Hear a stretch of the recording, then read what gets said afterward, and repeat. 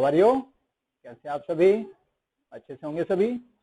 चलिए स्टार्ट करते हैं आज का वर्क। और आज हम करेंगे एक न्यू चैप्टर आपके लिए स्टार्ट कर रहे हैं और चैप्टर का नेम है सेट। फर्स्ट चैप्टर आपकी बुक का वो, ठीक है। तो आई होप जो आपका फिफ्थ चैप्टर वो आपने अच्छे से किया, उसमें एक एक्सरसाइज की प्रॉब्लम हो सकती है, वो हम कराएंगे, आपको बताया था बार बार चैप्टर थर्ड के साथ। तो एक बात तो ये है कि आप सभी स्टूडेंट्स अच्छे से वर्क कर रहे हैं नहीं कर रहे हैं, इसमें थोड़ा सा मेरे को डाउट है, ठीक है। तो इस डाउट को दूर करना है और आपने कोई प्रॉब्लम है तो एक्सप्लेन कर सकते हैं, मेरा नंबर सभी के पास है। कोई प्रॉब्लम है तो आप उस पर बता सकते हैं, क्वेश्चन सॉल्व आउट करवा सकते हैं, कोई क्वेश्चन में प्रॉब्लम आई है तो ठीक है। तो अब हम करते हैं अपना आज का वर्क, लेकिन उससे पहले मैंने कल आपको भी कुछ वर्क दिया था। क्या वर्क दिया था आपको? एक वर्क दिया था मैंने कि रोज हम एक डेली क्या करेंगे, टॉपिक नया लिखा था हमने। जो टॉपिक क्या है कि हम एक आपको थॉट देंगे और उसके बारे में आपको एक्सप्लेन करना है। कमेंट बॉक्स में जाकर देखते हैं कितने बच्चों ने किया है, नहीं किया है, कोई बात नहीं, तो ध्यान रखना आगे से। तो अभी करना है सभी को, तो ध्यान रखेंगे उस चीज को। तो इसमें मैं क्या लिखा था हमने, तो हमारे लिए क्या था वो कि कल का हमारा थॉट था forget the mistake, remember the lesson, ठीक है। याद है कल के वीडियो में देखना आप कि उसमें हमने ऊपर लिखा था टुडे थॉट, तो उसमें क्या था, forget the mistake, remember the lesson. क्या आपने इसका मीनिंग समझा? चलिए बताइए। शायद आपके पास टाइम नहीं होता ना इतना, लेकिन मैंने आपके लिए सोचा है तो इसका आप मीनिंग बताएं। तो मैच करते कि आपने उससे क्या लेसन लिया। जैसे आपने क्या करा, आपसे कोई मिस्टेक हुई है और उस मिस्टेक से आपने कोई लेसन लेना है। कैसे? एग्जाम्पल देते हैं। जैसे कि आपका कल कोई टेस्ट था और आपने अच्छे से उसकी प्रिपरेशन नहीं की, ये आपसे मिस्टेक हो गई और उससे क्या आपको रिजल्ट मिला, रिजल्ट जैसा आपने प्रिपरेशन नहीं की थी तो आपके मार्क्स अच्छे नहीं आए, इसलिए आपको उससे पनिशमेंट मिली। तो उस बात से आपने लेसन लेना है। क्या लेसन लेना है कि वो आपने वर्क कंप्लीट नहीं किया था, अपनी प्रिपरेशन नहीं की है, इसलिए आपने मार्क्स आपके अच्छे नहीं आए। तो मतलब फॉरगेट द, उस मिस्टेक को भूल जाना है लेकिन उससे लेसन लेना है। इसको याद नहीं रखना, बार बार गलती हो जाती है, गलती हो गई है उससे आपने लेसन लेना है, उसको याद नहीं रखना है, ठीक है। उस गलती से हमें जरूर कोई ना कोई लेसन लेना है।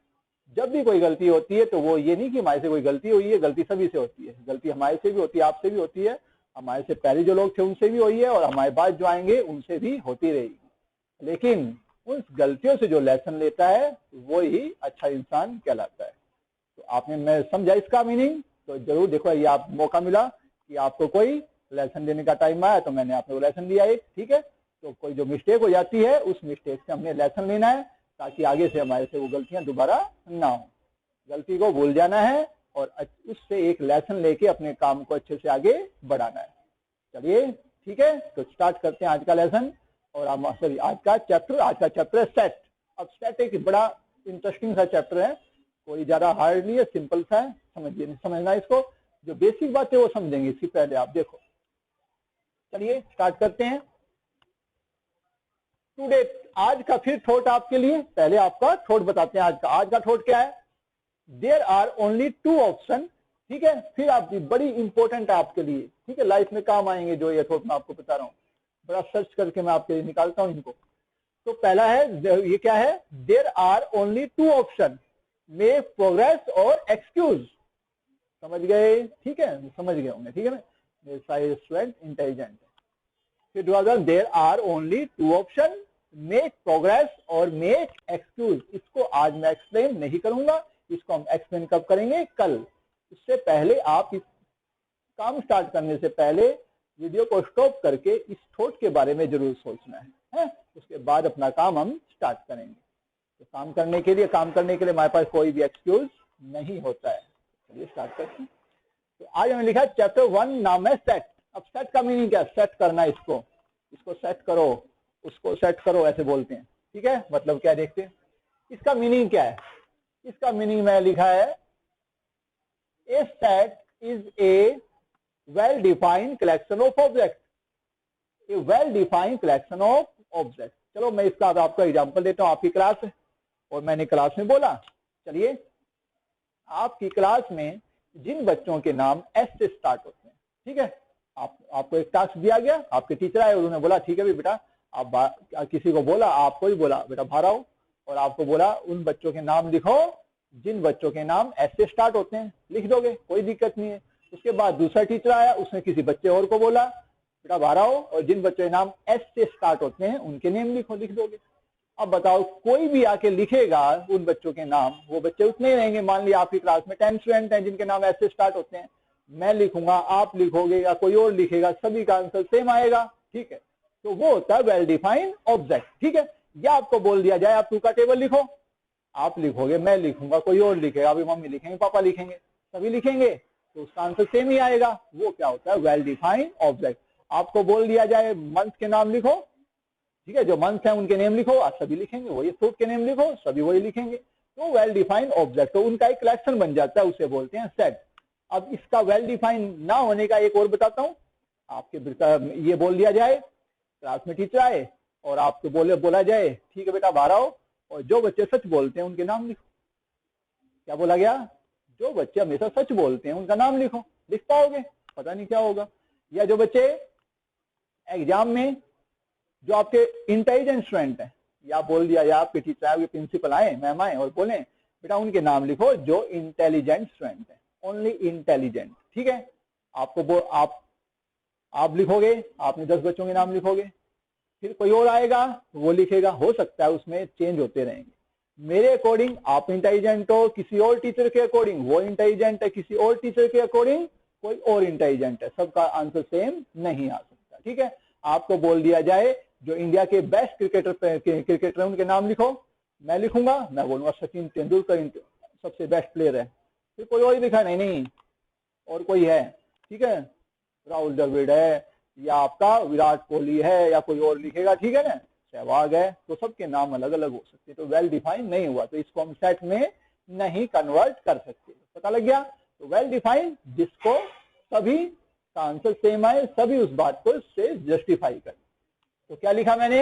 A set is a well defined. और सेट को कैसे लिखते हैं? एक इस प्रकार के सिंबल बनाते हैं, जैसे आपने लिखा, आपने 2 का टेबल लिखना है, 2 4 10 ऐसे लिख के, 6 ऐसे लिख के, लास्ट में 20 और फिर सेट को क्लोज करने का। ये आपका स्टार्टिंग का सिंबल और ये क्लोज करने का, ठीक है। ये सेट का सिंबल है। अब इसके मेथड होते हैं, 2 मेथड है रिप्रेजेंट करने सेट को। देखो एक तो क्या लिखा, दो फॉर्म होती है, ये पहली है सेट बिल्डर फॉर्म। अब सेट बिल्डर फॉर्म कौन सी होती है? जैसे मैंने बोल दिया, मैं फिर एग्जांपल ले रहा हूं, राइट ए टेबल ऑफ 2, ठीक है। मैंने लिखा राइट ए टेबल ऑफ 2 और उसको यानी कि क्वेश्चन, यानी कि उसको हमने क्या लिखा, थ्योरेटिकल लिख दिया। थ्योरेटिकल लिखा ना, जैसे मैं लिखा यहाँ पे एक्स, इसका मीनिंग होता है, इसको पढ़ने का मीनिंग है एक्स सच दैट, ये किस तरह से होता है, such that x is an natural number between 20 to 30। या आपको बोल दिया जाए राइट ए टेबल ऑफ 2, तो जो लिखा जाता है, ठीक है, लिखने का जो है मेथड, उसे बोलते हैं सेट बिल्डर फॉर्म। और उसको जब एक्सप्लेन करते हैं आपके मैथ की लैंग्वेज में, जब उसको मैथ की लैंग्वेज में चेंज करते हैं, ये तो इंग्लिश लैंग्वेज में उसको लिख दिया हमने, और जब उसको मैथ की लैंग्वेज में लिखते हैं तो कहलाती है हमारी रोस्टर फॉर्म। क्या कहलाती है हमारी? वो रोस्टर फॉर्म। क्या है हमारी? ए इक्वल टू, अब जैसे मैं क्या लिखा इसमें, आपको नेचुरल नंबर लिखने थे बिटवीन 20 to 30, ठीक है, 20 और 30 के बीच वाले नेचुरल नंबर लिखे, कौन कौन से होंगे? 21, 22, 23, कहां से जाएंगे 29 तक। तो जब ऐसे आप लिखोगे तो क्या बनेगी आपकी रोस्टर फॉर्म। और ये कौन सी आपकी, जैसे आप मैंने लिखा 2 का टेबल और मैं यहाँ पे उसको लिखता हूं ना, 2 4 6 8 और लास्ट में 20, ये हमारी है रोस्टर फॉर्म। क्या बोलते हैं इसे? Roster form. और जिसमें हम मैथ की लैंग्वेज में क्वेश्चन को एक्सप्लेन करते हैं, वो हमारी रोस्टर फॉर्म। और उसको हम लैंग्वेज की फॉर्म में लिखते हैं तो वो क्या कहलाती है? हमारी सेट बिल्डर फॉर्म, ठीक है। तो ये बात होगी हमारी सेट की। सेट की बहुत सारी टाइप्स भी हैं, वो मैं आपको बताऊंगा, लेकिन जो बेसिकली बातें मैं बता रहा हूँ आप उसको राइट डाउन करते रहें, आप इनको लिखते भी रहेंगे, कोई दिक्कत नहीं, फेयर कॉपी में लिखें, आप याद रहेगा। चलिए, इसके बारे में बताया मैंने। अब कुछ और सिंबल है इसमें, कुछ सिंबल हैं जो आपको याद रखने हैं।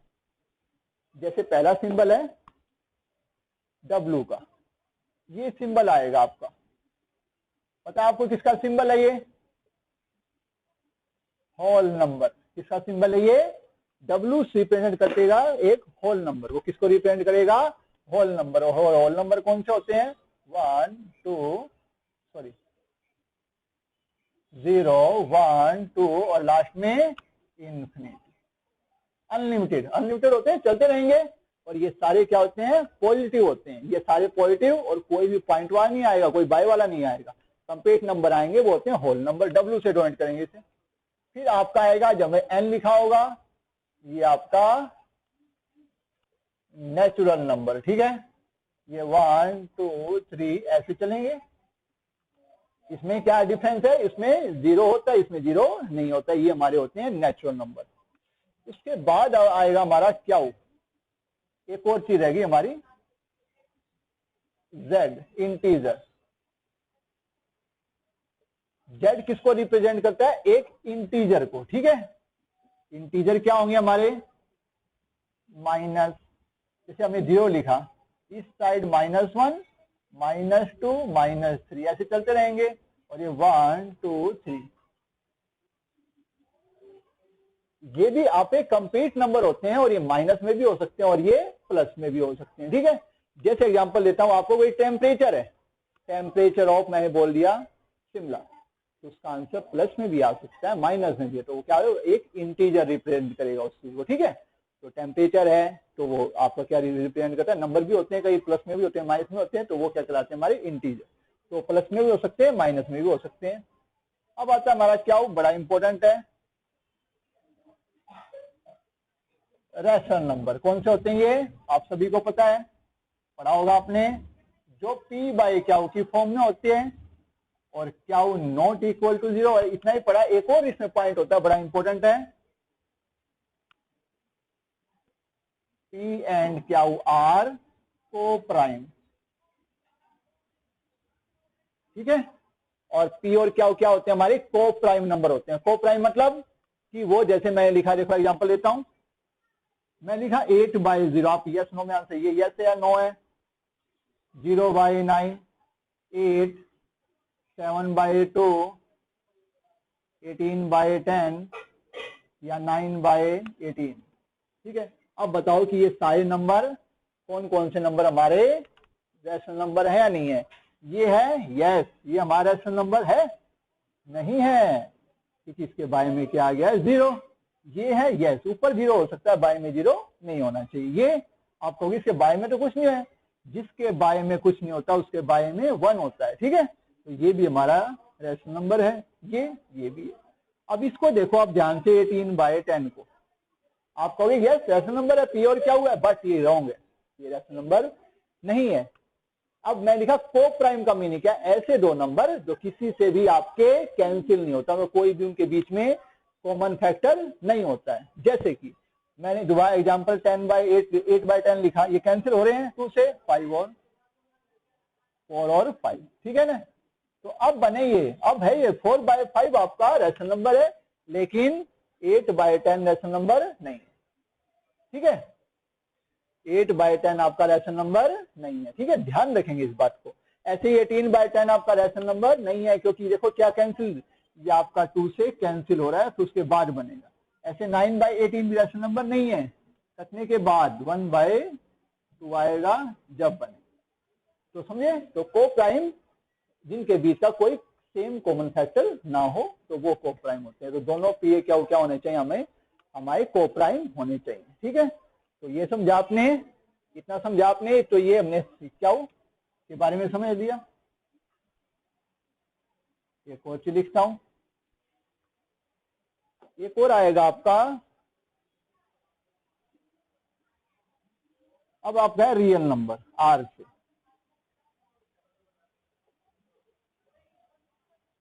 ऑल नंबर, ठीक है, बट नॉट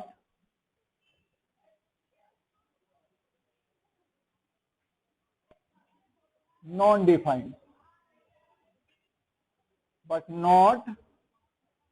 अब नॉन डिफाइंड नंबर वो होते हैं जिनके बाय में 0 होता है, या जैसे 8/0 इन, ठीक है, 1/0, 7/0 ये नॉन डिफाइन होते हैं, इनको हम डिफाइन नहीं कर सकते। बाय में 0 आता है वो नंबर हम डिफाइन नहीं कर सकते, या इसको हम इनफाइनाइट से भी सॉल्यूशन सोल्व करते हैं। ठीक है, तो इसमें सारे नंबर आते हैं, लेकिन आपके जो आपके नॉन डिफाइन नंबर होते हैं 8/0, 10/0 ऐसे जिनके बाय में 0 आती है वो आपके नॉन डिफाइन में इंक्लूड होते हैं, और वो हमारे रैशनल नंबर सॉरी वो हमारे रियल नंबर में इंक्लूड नहीं होते। बाकी सारे नंबर इसमें आपके इंक्लूड होते हैं।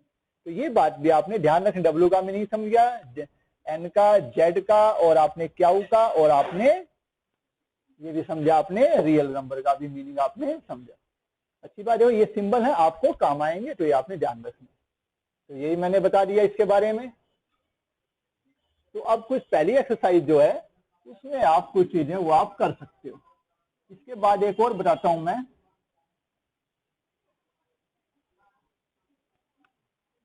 एक होता है हमारा,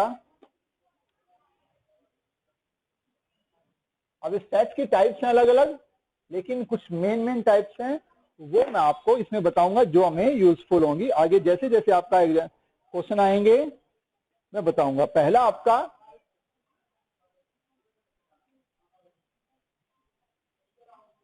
टाइप्स ऑफ सेट, तो पहला है हमारा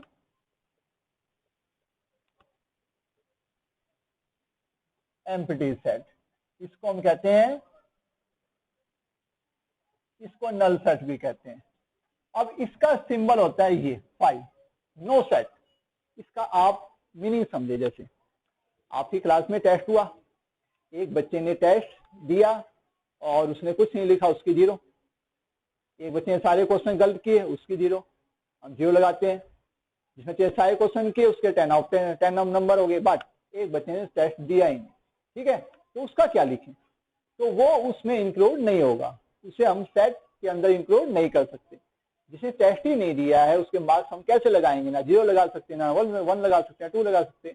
तो उसका कोई वो, जैसे उसको हम टेस्ट, उसको हम सेट के अंदर काउंट नहीं करते हैं, तो वो सेट उसका सेट नहीं बन, उसके मार्क्स उसमें इंक्लूड नहीं किए जाएंगे। तो उसे बोलते हैं नल सेट, जिसका सेट ना बन पाए। ठीक है, जो सेट जिसका सेट हम बना ही ना पाए उसे बोलते हैं एम्प्टी सेट। जिस सेट के अंदर कोई भी आपका नंबर ना हो, कोई भी आपका कोई नंबर ना आ पाए। अब नल सेट का सिंबल है ये, या ऐसा बना के उसको ही हम ब्लैंक छोड़ देंगे, लेकिन यूज करते हैं हम ऐसे। ठीक है, 5, इसे क्या बोलते हैं?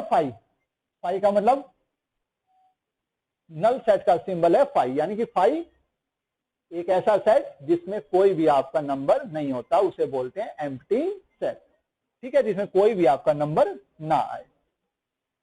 जैसे मैं बोल दूं, आप एक नंबर लिखें, x लिखना है 7 से बड़ा और x लिखना है 7 से छोटा। एक ऐसा नंबर हो 7 से बड़ा भी हो, 7 से छोटा भी हो, ऐसा तो पॉसिबल नहीं है ना।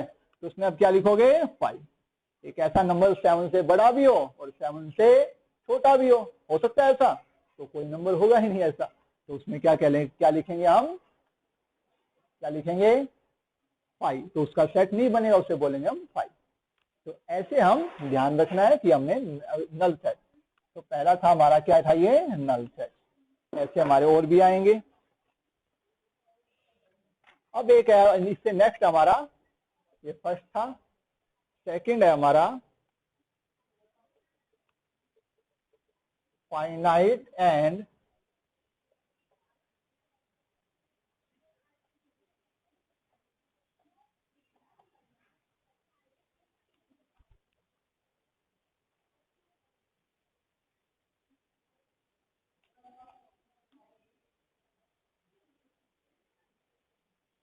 अब ये फाइनाइट एंड इनफाइनाइट सेट। ठीक है, अब इसमें क्या? फाइनाइट, जिसकी लिमिट हो। जैसे मैं बोल दूं आपको, काउंटिंग सुनाए आप 0 to 100, 0 से 100 तक की आप काउंटिंग सुनाए या लिखें, राइट करें, तो वो हो गया आपका फाइनाइट। या आपको बोल दिया जाए रोल नंबर 1 to 20 या 1 to 20 मैम के ऑफिस में जाना है, तो उसमें फाइनाइट हो गया। अब है इनफाइनाइट, आपको बोल दिया काउंटिंग आप सुनाइए, आप काउंटिंग लिखें। ठीक है, अब ठीक है, काउंटिंग लिखे तो आप कहाँ तक लिखेंगे, स्टार्ट कर देंगे, लिखते रहेंगे, कोई एंडिंग तो बताई नहीं मैंने, तो वो होता है इनफाइनाइट। ये आपको बोल जाए रोल नंबर 10 से आगे जितने भी स्टूडेंट हैं, रोल नंबर 10 से आगे अब पता नहीं कहाँ तक है, वो ऑफिस में जाइए तो पता नहीं 10 से आगे जितने भी हैं, इसका लास्ट फर्स्ट पॉइंट तो बता दिया 10 से आगे, लेकिन एंडिंग कहाँ पे हो रही है उसके बारे में नहीं बताया, तो वो हो गया आपका infinite.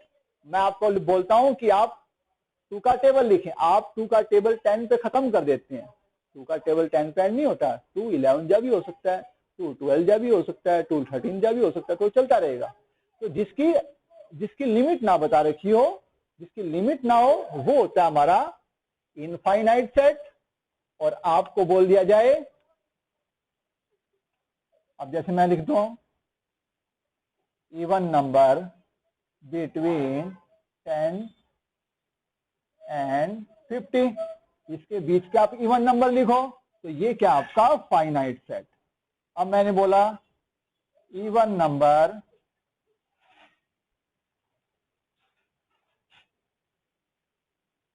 Greater than 10, even number greater than 10। अब 10 से बड़े जो भी इवन नंबर आप लिखो, लिखते रहो, कब तक लिखोगे, 12 हो गया, 14 हो गया, 16 हो गया, 17 हो गया, 18 हो गया, 20 हो गया, ऐसे चलता रहेगा ना। तो ये इसमें आपकी लिमिट नहीं बताई मैंने, तो ये अनलिमिटेड आपका चलता रहेगा, तो ये क्या होगा आपका फाइनाइट सेट। और सही इनफाइनाइट, और फाइनाइट क्या है, जिसमें आपको स्टार्टिंग और एंडिंग दोनों बता रखी हो, वो आपका होगा फाइनाइट सेट। समझ रहे हैं आप सभी, ठीक है।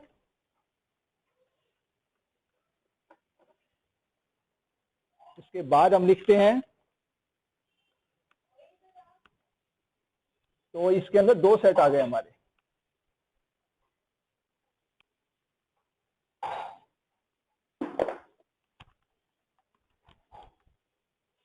तो नेक्स्ट है हमारा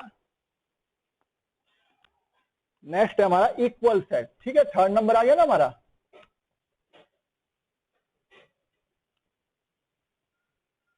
इक्वल सेट, अब जैसे 2 सेट है हमारे, 1 2, इसमें क्या एलिमेंट दे रखे हैं 1 2 3, और बी में एलिमेंट दे रखे हैं 1 3 2। अब देखो जो एलिमेंट इसमें है वो एलिमेंट इसमें भी है, ठीक है, तो ए इक्वल टू बी हो गया।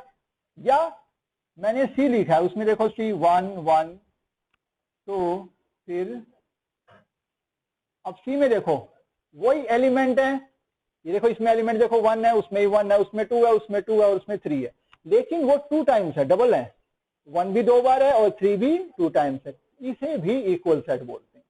वो रिपीट हो सकता है लेकिन अदर नंबर नहीं होना चाहिए। जैसे एक और डी सेट लिखा 1 2 3 3 और 4, अब इसमें देखो आपका 1 भी है, 2 भी है, 3 भी है, लेकिन 4 एक्स्ट्रा है, इसमें 4 नहीं है, तो आपका ए नॉट इक्वल टू डी, ए और डी इक्वल नहीं हो सकते, रिपीट हो सकते हैं, तो ए इक्वल टू सी, ये दोनों इक्वल हैं, ठीक है, ए भी सी के इक्वल है, रिपीट हो सकते हैं लेकिन कोई अलग नंबर उसके अंदर नहीं होना चाहिए, तो वो होते हैं हमारे इक्वल सेट। तो ऐसे हमने इन टेस्ट सेट के बारे में पढ़ा है, ये टाइप्स ऑफ सेट हो गए हमारे, ठीक है। आप कुछ क्वेश्चन 1.1 के देखना, स्टार्टिंग के क्वेश्चन बड़े इजी हैं, तो आप ट्राई करना, कल से स्टार्ट करेंगे अपनी एक्सरसाइज 1.1। तो ये आप इसकी थोड़ा सा इंट्रोडक्शन था, आपने पढ़ा होगा, समझ आया होगा, ये टाइप्स हो गई हैं, आपको बताया कौन कौन से हैं, तो कुछ क्वेश्चन आपने ट्राई करना है। और सबसे पहले ये आपको जो लिखा है थॉट, इसके बारे में अपने कमेंट में जरूर अपने वर्ड्स में लिख के जरूर आप रिप्लाई करेंगे, ठीक है। पढ़ाई के साथ साथ कुछ अच्छी बातें हमने जरूर सीखनी है, जो मैं आपको सिखाता था, अब भी उस काम को हम आगे जारी रखेंगे, ठीक है। तो चलिए स्टार्ट करते हैं अपना वर्क, और do your work with confidence. Thank you.